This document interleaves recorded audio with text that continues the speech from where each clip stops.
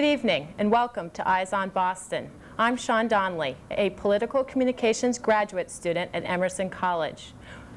This is your front row seat to what's happening in Boston.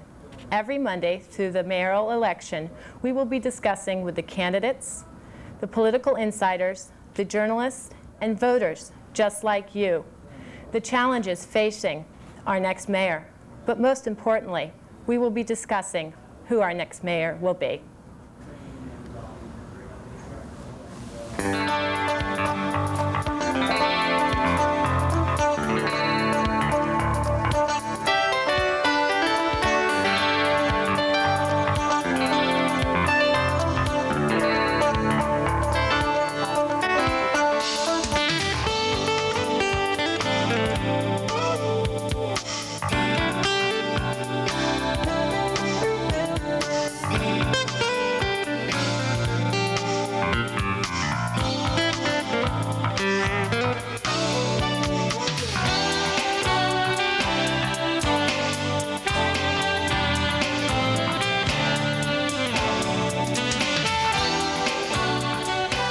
Welcome back. I'd like to introduce our guest. To my immediate left is Gregory Payne. Dr. Gregory Payne is the chair of the communications program at Emerson College, where he is director of the Political News Study Group. He has lectured extensively on political communications, student protest movements in the 1960s, the ethics of docudrama, and public policy issues. He is also a frequent critic of the political communications and popular media. Welcome, Greg. Our next guest is Dr. Scott Ratson. He's an assistant professor of communication studies at Emerson. He specializes in negotiation, health and political communications. His political interests focus on the media coverage of candidates, ethical issues of polling, questioning, and special minority candidates. Tonight's featured guest is a well-known political personality. Ken Swope has worked on the presidential campaigns of Michael Dukakis and Senator Tom Harkin, among others. Last year, Campaign Magazine honored him as one of the top political consultants in the country. The reason Ken is here tonight is he has a special perspective, a special eye on the Boston's mayoral contest, as he was the political advertising consultant for Rosaria Salerno's campaign for mayor. He is here tonight to discuss the Salerno campaign and what we can expect in the weeks that follow. Greg, as the communications chair at Emerson, can you tell us a bit about how this program came to be?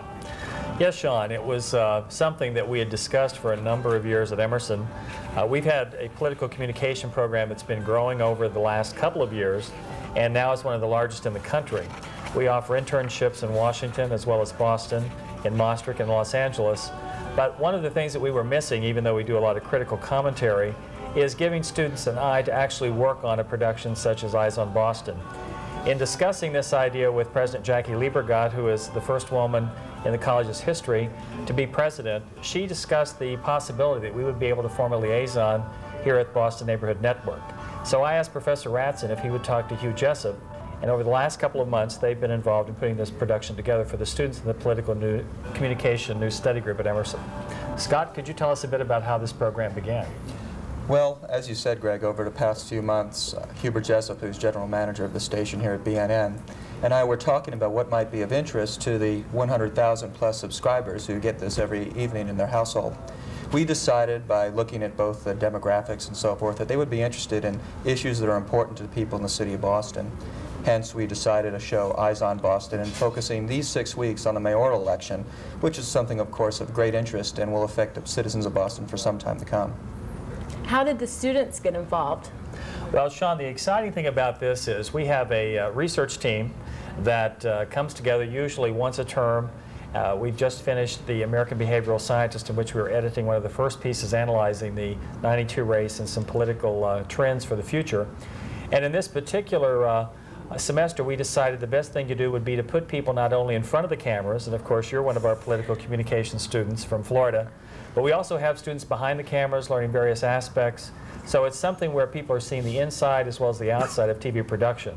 And I think that's a very important edge that we give students at Emerson. Well, thank you. I'd like to begin our discussion with the concession speech made by Rosario Salerno. I have a quote from her speech, and I'd like you, Ken, to tell us whether you felt that this was a gender issue or a politics as usual. Salerno said in her speech, "I'm sure going to say to the press and to the media, why did you do what you did? Why was there only one person in this race who was asked if she was tough enough? Why was there one person in this race who was as active as anyone in this race, who was constantly regulated to being inaudible and invisible?" Now, is that a gender issue, or is it politics as usual, Ken? Well, it's both.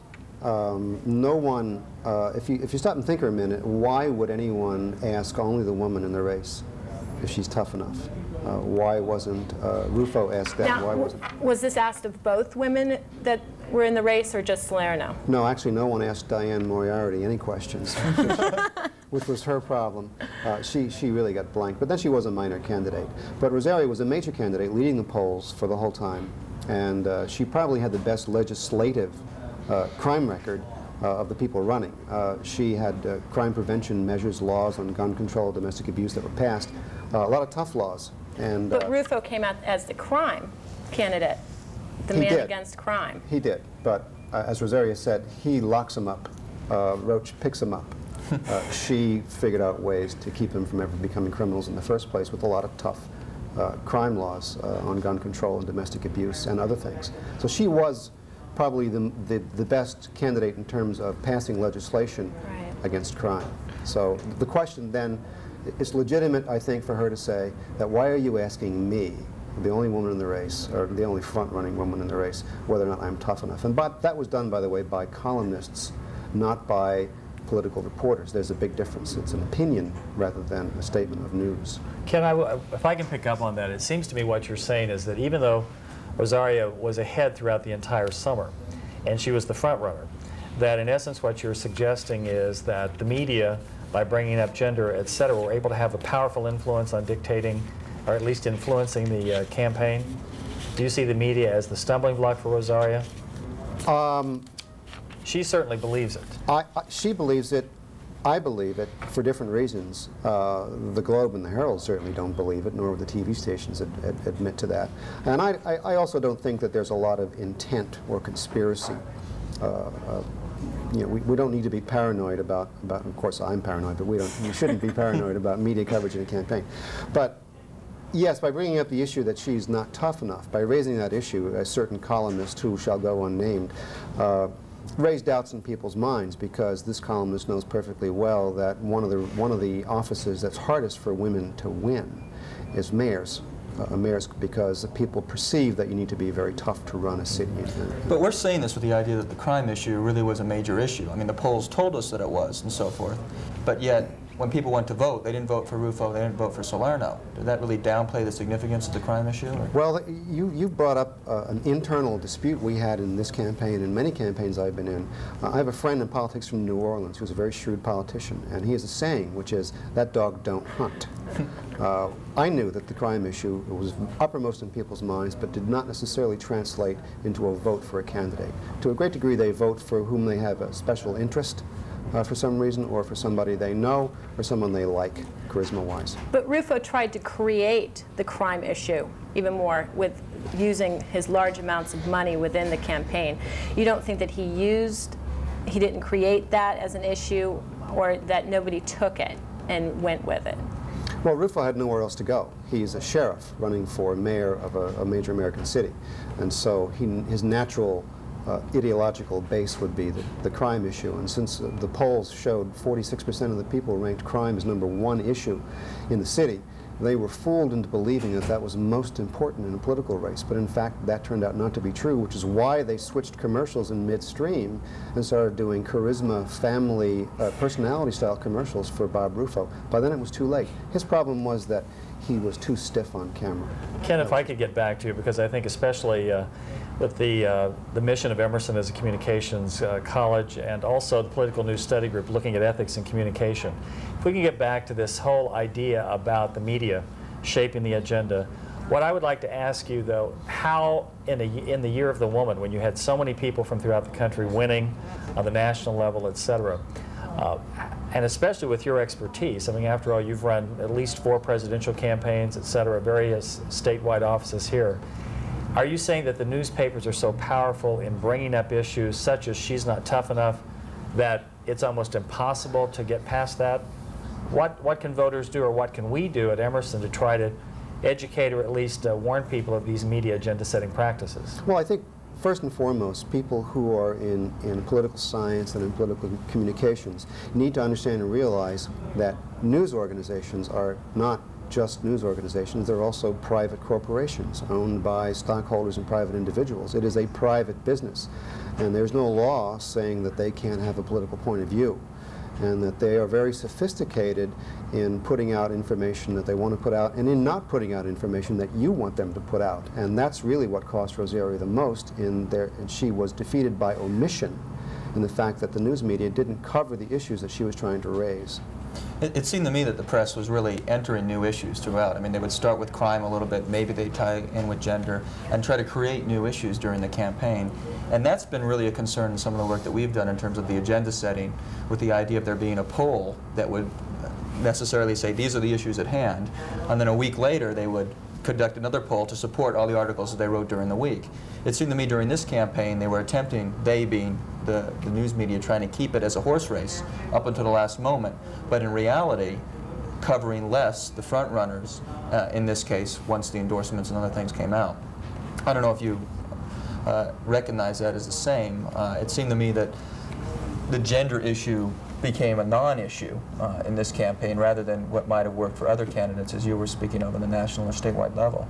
Well, if you stop and think about it for a minute, if I were a news person and sitting down and making decisions as to what news to cover rather than what news to make, which is what I think they sometimes do, the idea that we might have the first woman mayor of Boston is a very intriguing idea worthy of lots of news coverage. As a matter of fact, in California and nationally in 1992, the idea, for example, that we might have 2 female senators from California got network coverage over and over and over again. She got virtually no coverage because the Globe was being very defensive about this, and they didn't want to make that the issue in the race. The fact is that... I want to push you on this if I can, because I've had you come and lecture at Emerson on numerous occasions, and you really do believe that the media, especially a newspaper such as the Globe, can sink or make a particular race. Oh, sure. Do you believe, and I want to follow up, do you actually believe that there is a concerted effort against candidates like Rosario, or is this something that they really do not realize they're going through, but after the race, if you do studies, which we're doing here at Emerson, one might be able to see if the Globe did have an effect on the Salerno campaign? How does this go about in terms of selecting what to cover, what not to cover? Is it a backroom deal, or is well, this just... not particularly, although I get paranoid realizing the New York Times just bought the Boston Globe, so naturally I see everything as a conspiracy from the New York Times, although I don't think that's happened yet. But Rosario did not have what I would call the best of relationships with the media, especially the print media. She was tough, which is how they portrayed her not to be. But a lot of the print media has said that she became tough only in her concession speech, and that was the most fire they had seen in the campaign thus far. Now, are you saying that she had that toughness and it never came out in the campaign, or it came out and they didn't cover it? She was tough with reporters, and specifically the reporters at the Globe did not particularly like Rosario Salerno because she wouldn't kiss up to them. So they didn't cover her because they didn't want to show her as a tough woman? Well, they probably didn't like her that much. And there's, see, this is a small town, it's parochial. An awful lot of reporters and columnists at the Globe had relationships with Tommy Menino going back for years. The campaign manager played golf with the pollster, played golf with, and they're all buddies. And there's an interesting story. She was over there for an editorial board meeting, and someone made a crack about the boys in the back room. And Rosario just looked at them and said, "You're the boys in the back room." And I think that was sort of the beginning of the end of the Salerno campaign. So there was a sort of a tension and conflict going on between Rosario and reporters from all newspapers ever since she's been in the business. She's a feisty, independent-minded lady who doesn't take any guff from anybody, including reporters. And you got to learn to play the game with reporters and sort of kiss up to them, and she refused to do that, which I think was a political mistake on her part. So do you think that the Globe had Menino chosen all along based upon? Yeah, absolutely. I was told that literally by by several reporters. Yeah. Is that maybe why the Herald went and endorsed Ruffo beforehand, or do you think there was any competition between the two papers there to get sort of the headlines and so forth? Hard to read what the Herald did. The Herald, I think, actually did a superior job of reporting this campaign to the Globe this time. Why they endorsed Ruffo, probably the crime issue. I don't know. I knew they wouldn't endorse Rosaria because it's a very conservative newspaper. Mm-hmm. But Ken, following up on Scott's question, when you indicate Menino, why is the Globe for Menino? Is it because of vested interest in the Globe? The Globe is for Menino because they're not for Brett, because Brett is the Billy Bulger connection. The So Globe is for Menino campaign. because they're not for Ruffo. They're for Menino because they're not for Rosaria, because they don't get along with her and they think she's not tough enough. I think it's sort of the accidental mayor got an accidental endorsement. He was, we call it the remainder theory in politics. He was the last one left standing in their eyes, and so they endorsed him. It seems to me for the next 5 weeks that the Globe has to really support Menino because they endorse Menino and Ruffo, and they can't jump sides at this point. But when it comes down to it, I guess the question that I would like to explore and get Sean's idea as well as people here is, do you really think that the endorsements matter? I mean, when it comes down to it, do people really look at those endorsements and say, I'm going to vote for X, Y, or Z because the Globe or the Herald has told me? I mean, I believe they're more important in local races than they are in statewide or national races. I mean, that's So they should have been important now.